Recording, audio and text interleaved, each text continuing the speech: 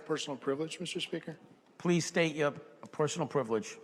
Thank you, Mr. Speaker. I have to say, if you'd said to me 14 months ago I'd be doing 2 of these in 1 year, I would have laughed. But some things have changed, not for the better in this chamber. There's a little backstory to this, if you'll indulge me for 1 second. We live in a country that's a two-party system country. Academics will discuss whether or not that's good or bad for democracy and so on, but we do. That's a stated fact. Even in Rhode Island, it's a two-party system, although it's very lopsided, but there's other states that are lopsided the other direction.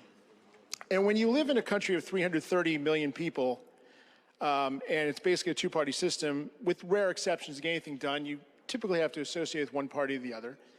And when you do that with all these millions of people, you get millions of people associated with the Democrats, millions of people associated with the Republicans. You get thousands upon thousands of people who run for office and become elected officials as both.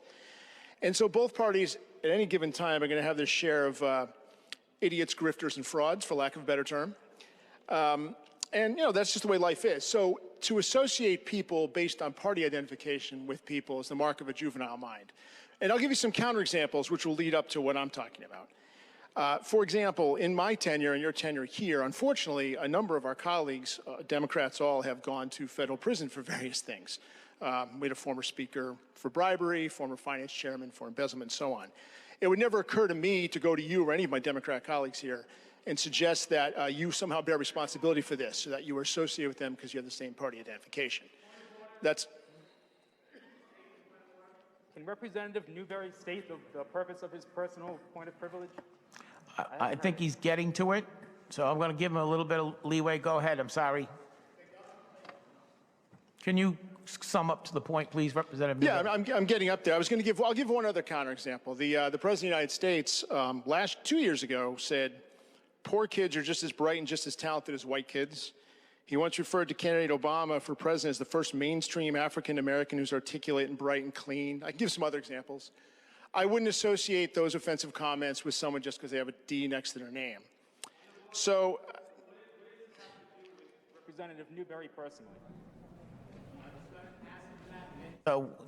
Representative Newberry, can you get right to your point, please?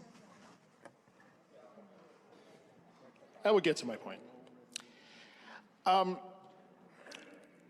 Last week, we had a true hallmark of political idiocy in this state. Now, I will say, I've said before that social media is a cancer. Unfortunately, it's a tool that we need to use sometimes in politics, but it also leads people down their worst and darkest impulses. We're all big boys and girls. If people criticize us on social media and they're your typical George Costanza figure, you know, unemployed in their parents' house with too much time in their hands and tapping away at night, whatever. But last week we had a situation where a fairly prominent Republican in this state made a public statement that was ridiculous, offensive, and frankly not even true for anyone paying attention. But it is what it is. It has nothing to do with me or any or most of my colleagues here. Those types of things are best ignored, because people say and do stupid things. And that's what I did. I don't think I have any obligation to get up and comment on it, nor am I doing it so right now more than I already have. Now, again, if some random person wants to criticize me for not, whatever, I don't care. But when a member of this body decides to go out and go on what's called a tweet storm, if you know the term, and slander the entire Republican caucus, or most of us, that's not appropriate, Mr. Speaker. And the problem is we need to set a better example in this body. We cannot be out there in public slandering each other. We're all public officials. There's a reason slander law has exceptions for public officials. And I'm not saying this is legal defamation, but it is defamation in spirit. And it sets a very poor example for the people of this state. We all have our disagreements in this chamber. The last 2 years in this country have been particularly stressful for everyone in the United States and the rest of the world. We need to be able to work with each other.